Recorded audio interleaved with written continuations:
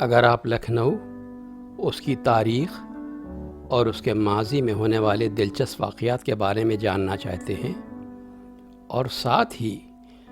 لکھنؤ کی دن بدن بدلتی ہوئی شکل اور حالات کے بارے میں بھی متعارف ہونا چاہتے ہیں تو برائے مہربانی چینل کو سبسکرائب کرنے کی زحمت گوارا کریں اور ساتھ لگے بیل آئیکن کو بھی کلک کریں تاکہ نیا ویڈیو اپلوڈ ہوتے ہی اس کی انفارمیشن آپ کے پاس پہنچ جائے۔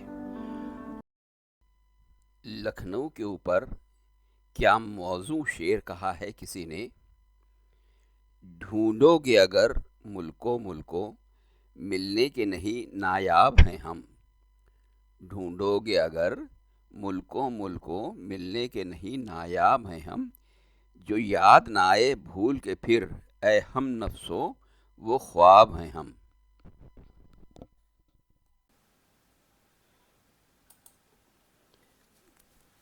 اگر بات کی جائے آصف الدولہ اور واجد علی شاہ کے زمانے کے لکھنؤ کی تو تصور کے ساتھ ہی رنگ و نور کی بے شمار پرچھائیاں آنکھوں کے سامنے رقص کرنے لگتی ہیں، اور یہ عالم اس وقت ہے جبکہ نفاست و تہذیب اور عیش و عشرت کی اس طلسماتی دنیا کا حال ہم لوگوں نے صرف کتابوں میں پڑھا ہے، لیکن جن لوگوں نے اس عالم رنگ و نور اور فردوس تہذیب و تمدن کی آخری بہاروں کو اپنی آنکھوں سے دیکھا ہوگا، اس دنیا کے آداب کو سمجھا ہوگا اور برتا ہوگا، اور پھر اس بہار پر خزاں آتے بھی انہی آنکھوں سے دیکھا ہوگا، تو ان کے تاثرات کیا ہوں گے؟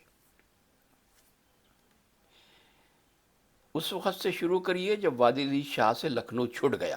مگر انہوں نے مٹیا برج میں ایک نیا لکھنؤ بسا لیا تھا، جہاں وہ سب کچھ تھا جو لکھنؤ کو میسر تھا یا جس سے لکھنوی معاشرت عبارت تھی۔ مولوی عبدالحلیم شرر کی کتاب گزشتہ لکھنؤ میں کچھ اس الفاظ میں شرر صاحب نے بیان کیا ہے کہ اصلی لکھنؤ مٹ گیا تھا اور اس کی منتخب صحبت مٹیا برج میں چلی گئی تھی۔ یہاں چہل پہل تھی،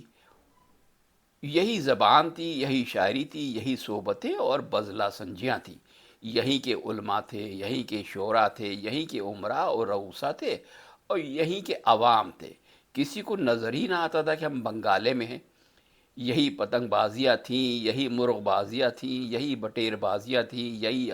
افیونچی تھے، یہی داستان گوئی اور یہی تعزیہ داری تھی، یہی مرثیہ خوانی و نوحہ خوانی تھی،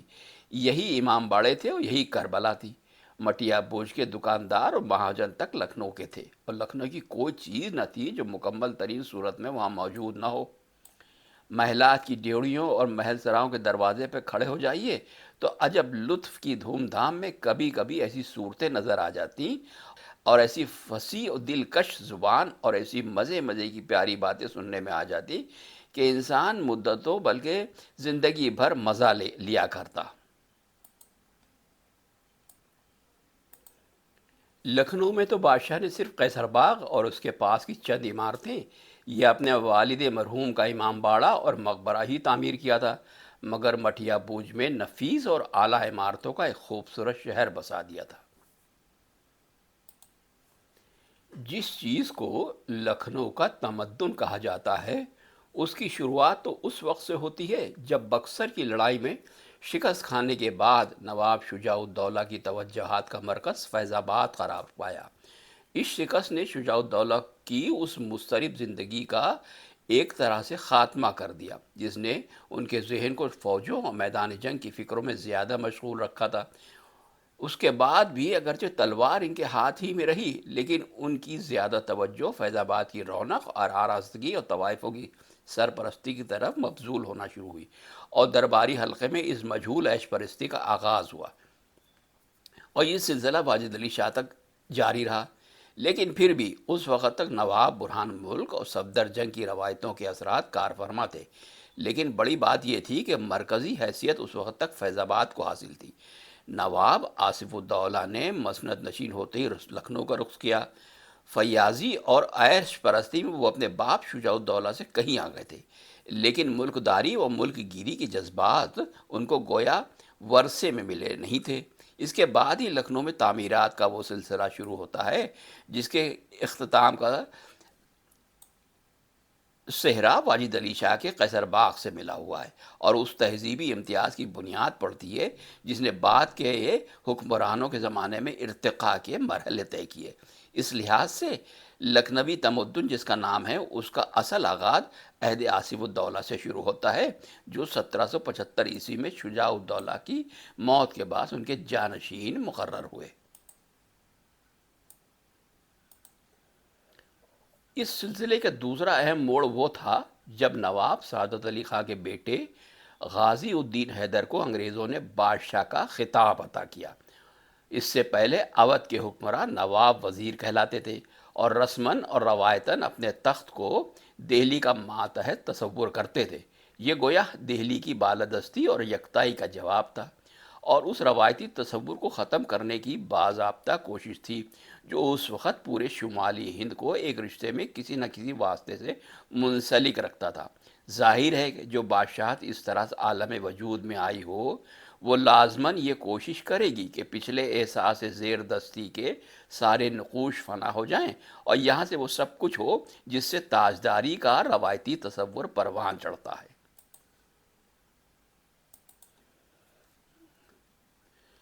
فرما روایان اودھ نے اور اس سے پیشتر اپنے رہنے سہنے کے متعلق نہایت ہی سادگی ظاہر کی تھی۔ پہلے تین حکمرانوں یعنی نواب برہان الملک، نواب صفدر جنگ اور نواب شجاع الدولہ نے جن سادے مکانوں میں زندگی بسر کی وہ بھی ان کی ذاتی ملکیت نہیں تھے بلکہ کرائے پر تھے۔ انہوں نے اپنا اصلی مکان یا تو میدان جنگ کو خیال کیا یا ساری مملکت کو، جس میں وہ دورہ کرتے رہتے اور ساری مملوکہ زمین کے ہر حصے کو اپنا مسکن اور مکان تصور کرتے۔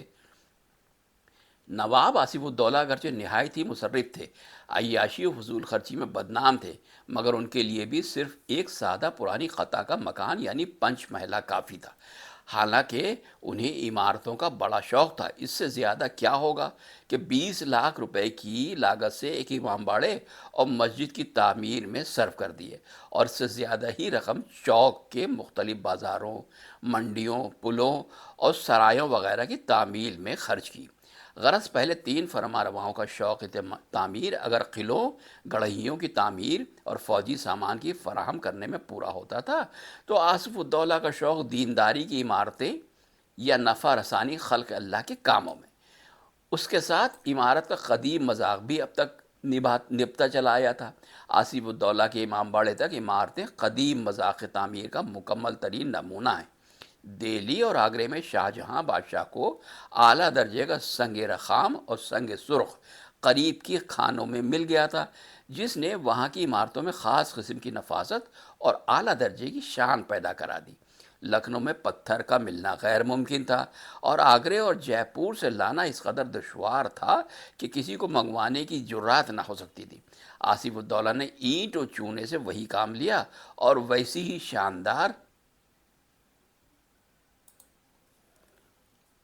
شانداری دکھا دی۔ نواب سعادت علی خان کو باوجود کفایت شعاری جز رسی اور روپیہ جمع کرنے کی ہوس کے مکانوں اور عمارتوں کا شوق تھا، مگر افسوس ان کا یہ شوق کلکتے وغیرہ میں رہنے اور مختلف مقامات کی عمارتوں کو دیکھنے کی وجہ سے ایسا غارت ہو گیا تھا کہ ان کے عہد کی عمارتوں سے وہ پرانی خصوصیتیں جدا ہو گئیں اور اس وقت سے گویا عمارات کا مذاق بدل گیا۔ لکھنؤ میں اس انقلاب تعمیر کا اصلی باعث کچھ تو تخت نشینی سے پہلے نواب سعادت علی خان کی غریب الوطنی، خانہ بدوشی اور اقوام یورپ سے ملنا جلنا تھا، اور زیادہ تر چیز یہ تھی کہ جنرل مارٹن نے اپنے مذاق کی دو ایک کوٹھیاں یہاں بنوا کے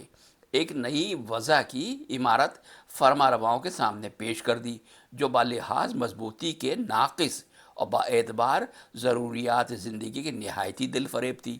ان عمارتوں کی حالت بالکل ان کھلونوں کی سی تھی جو بچوں کے ہاتھ میں دے دیے جاتے ہیں اور روز ٹوٹتے ہیں اور پھر نئے خریدے جاتے ہیں۔ یورپ کے جو کرٹکس ہیں ان کا کہنا یہ ہے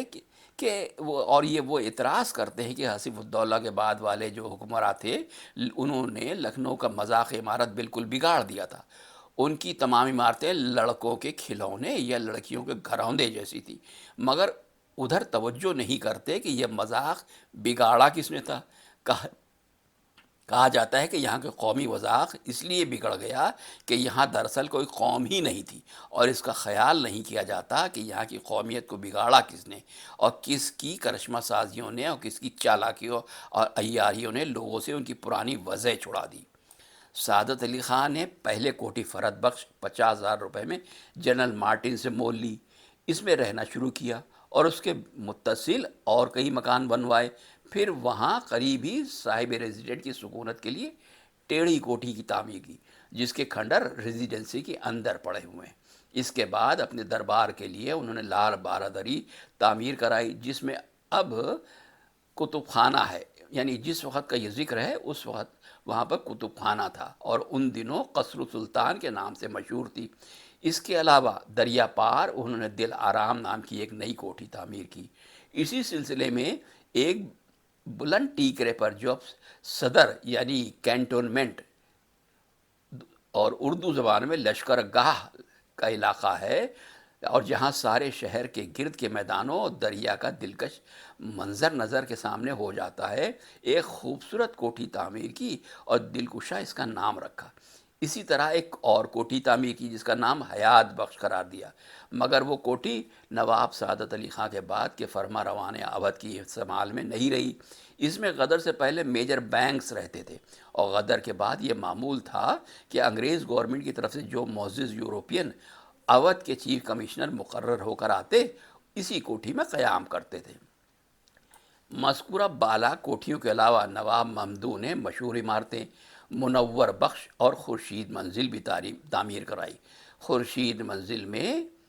اب لاما چینیا گرلز کالج ہے، اور چوپڑ کا اسپتال بھی انہی کی یادگار ہے، مگر ان سب عمارتوں کی تعمیر میں پرانی وطنی عمارت کی وضع ترک کر دی گئی اور یورپ سے آئی ہوئی نئی جدتیں اختیار کی گئیں، اور ظاہر ہے کہ اس بارہ خاص میں لکھنؤ کا کوئی قدیم مکان ان نئی عالیشان عمارتوں کا مقابلہ نہ کر سکتا جو خود دولت برطانیہ کے اثر اور اہتمام سے ہندوستان کے مختلف شہروں میں تعمیر ہو چکی ہیں یا روز بروز تعمیر ہوتی جاتی ہیں۔ غرض یہی زمانہ ہے جب سے لکھنؤ میں ان قدیم مذاق کی عمارتوں کا خاتمہ ہو گیا جو تاریخی وقت رکھتی ہوں اور کسی خاص خوبی کے لحاظ سے سیاحوں کو اپنی طرف بلاتی ہوں۔ نواب سعادت علی خان نے لکھنؤ کے مغربی حصے میں ایک بڑا گنج بنوایا۔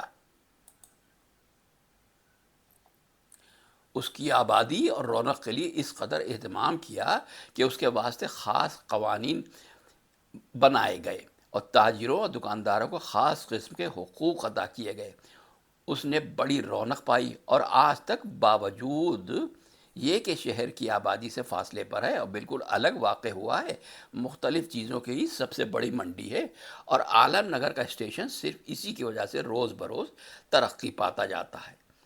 اس علاقے کا نام سعادت گنج پڑا۔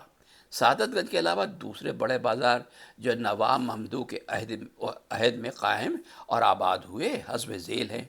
جیسے رکاب گنج جو آج لوہے کی سب سے بڑی منڈی اور غلے وغیرہ کی ممتاز منڈی ہے، جنگلی گنج، مقبول گنج، مولوی گنج، گولا گنج اور رستوگی محلہ۔ موتی محل میں جو اصلی پرانی عمارت ہے وہ بھی نواب سعادت علی خان کی بنوائی ہوئی ہے۔ یہ عمارت موجودہ احاطہ موتی محل میں شمال کی طرف واقع ہے۔ اس میں نہایت ہی سفید گنبد تھا جس میں کاریگر نے موتی کی سی آب و تاب اور چمک پیدا کر دی تھی۔ سعادت علی خان اودھ کے تمام فرما رواؤں سے زیادہ بیدار مغز اور مدبر، اور اس کے ساتھ نہایت ہی کفایت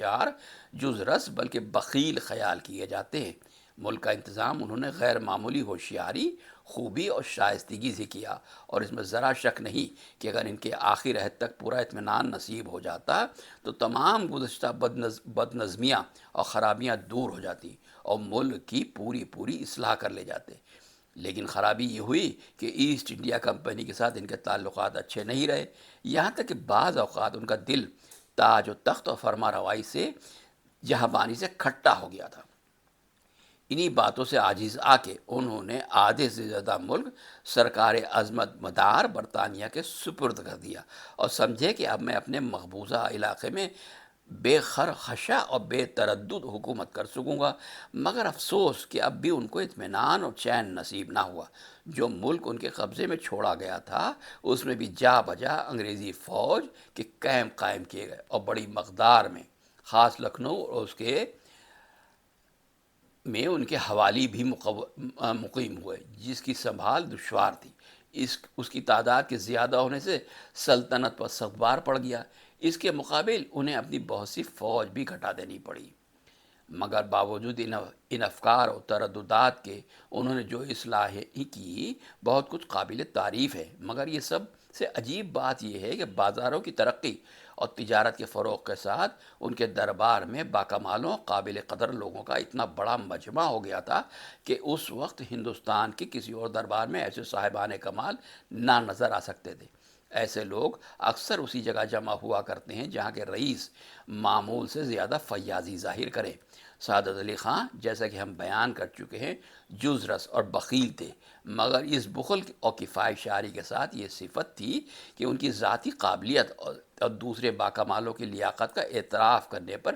مجبور ہو جاتی تھی، اور اسی بات نے ان کے ہاتھوں سے لائق لوگوں کی بڑی بڑی قدریں کرائیں اور لکھنؤ میں پہلے سے زیادہ اہل کمال کا مجموعہ بن گیا۔ جو قابل آدمی یہاں ہوتا، سعادت علی خان کی قدردانی کی شہرت سنتے ہی اپنے وطن کو خیر بات کہہ کے لکھنؤ کا رخ کرتا اور یہاں آ کے ایسا آرام پاتا کہ پھر کبھی وطن کا نام نہ لیتا۔ 1233 محمدی یعنی 1814 میں نواب سعادت علی خان نے سفر آخرت کیا اور ان کے بیٹے غازی الدین حیدر مسند حکومت رونق افروز ہوئے۔ قیصر باغ کی عمارت کے اندر نواب سعادت علی خان اور ان کی بیوی مرشد زادی کے مقبرے،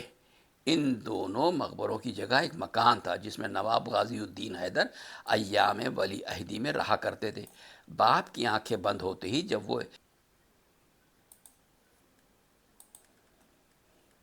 جب وہ شہر کے اندر گئے تو انہوں نے کہا، میں نے والد کا گھر لیا تو ضرور ہے، مگر اپنا مکان انہیں رہنے کو دے دوں گا۔ اس خیال کے مطابق مرحوم کو اپنے گھر میں دفن کرایا اور پرانا مکان منہدم کرا کے یہ مقبرہ تعمیر کرا دیا۔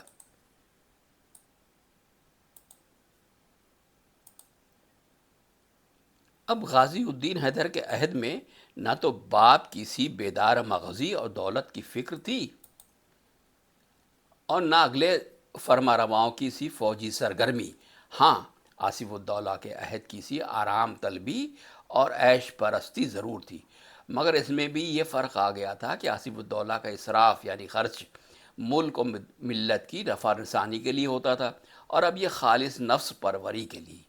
غازی الدین حیدر کو باپ کا جمع کیا ہوا کروڑوں روپے کا نقد خزانہ مل گیا تھا، جو ایک شاہی شوق کے پورا ہونے میں نہایتی دریا دلی سے اڑنے لگا۔ موتی محل میں ہم کہہ آئے ہیں کہ شمالی جانب سعادت علی خان نے ایک کوٹھی تعمیر کرائی تھی اور غازی الدین حیدر نے اس احاطے میں دو اور کوٹھیاں تعمیر کرائیں، جن کے نام مبارک منزل اور شاہ منزل قرار دیے گئے۔ شاہ منزل کے پاس کشتیوں کا ایک پل تھا اور مبارک منزل اس سے مشرق کی طرف ہٹی ہوئی تھی۔ شاہ منزل کے محاذی دریا پار رمنا تھا، جو ہزاری باغ کے نام سے موسوم تھا، اور اس میں میلوں تک نزہت بخش سبزہ زار چلا گیا تھا۔ اس میں اکثر مست ہاتھی، گینڈے اور وحشی درندے لڑائے جاتے تھے، اور بادشاہ اس بار شاہ منزل کے کوٹھے پر جلوہ فرما کے ان کی لڑائی کا تماشا ملاحظہ فرماتے۔ شیروں کی لڑائی بھی وہیں ہوتی تھی، جس کے لیے مضبوط کٹہرے اور ایک عمدہ سرکس بنا ہوا تھا، مگر جو چھوٹے غیر آزار یا نقصان نہ پہنچانے والے جانور لڑائے جاتے تھے، ان کی لڑائی خاص شاہ منزل کے ہاتھے میں ہوتی تھی۔ یہ درندوں اور وحشی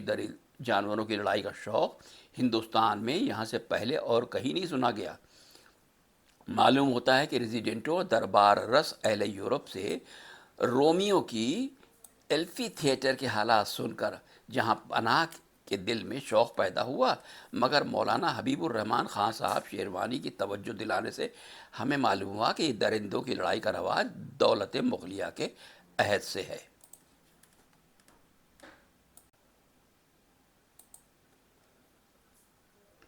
غازی الدین حیدر نے اپنی ایک یوروپین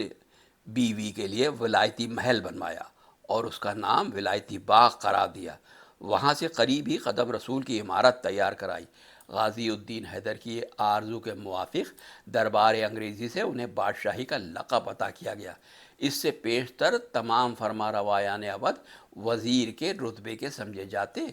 اور سوا نواب کے اور کسی اعزازی لقب سے نہیں یاد کیے جاتے تھے۔ اس زمانے تک ہندوستان میں شہنشاہی مغلیہ کی اتنی ہی آن و بان باقی تھی، اگرچہ ملک خود مختار خودسر حکمرانوں سے پٹ گیا تھا اور شہنشاہ دہلی کے قبضے میں صرف دہلی کے گرد و پیش کی زمین باقی رہ گئی تھی، لیکن اس بے باضابطگی پر بھی شہنشاہ و جاپناہ ہی وہی تھے۔ نہ سربر آرایان دہلی کے سوا ہندوستان میں کسی کو بادشاہ کہلانے کا حق تھا اور نہ خطاب و عزت دینے کا۔ ان کے اس غرور کو توڑنے کے لیے ایسٹ انڈیا کمپنی نے غازی الدین حیدر کو، جنہوں نے باپ کے خزانے میں سے بہت سا روپیہ انگریزوں کو قرض دے دیا تھا، شاہی کا خطاب دیا اور دربار اودھ نے اس عزت و سرفرازی کو نہایت ہی قدر کی نگاہ سے دیکھا۔ چنانچہ اس وقت سے حکمرانان اودھ جو ریزیڈنٹوں کے ہاتھوں کے کھلونے تھے، بادشاہ بن گئے اور آخری فرما روا واجد علی شاہ کے منت ان کا سرمایہ ناز رہے۔ غازی الدین حیدر نے اسی خطاب شاہی کی یادگار میں دریا پار مچھی باون کے سامنے ایک نیا بازار بسایا اور اس کا نام بادشاہ گنج رکھا۔ اسی زمانے میں حکیم مہندی نے مہندی گنج آباد کیا اور نائب السلطنت آغا میر کی شاہانہ عمارت کے دور تک پھیل جانے کی وجہ سے عین شہر کے محلے کے سینٹر میں وسط میں محلہ آغا میر کی ڈیہڑی قائم ہوا اور اسی عہد میں آغا میر کی سرائے تعمیر ہوئی۔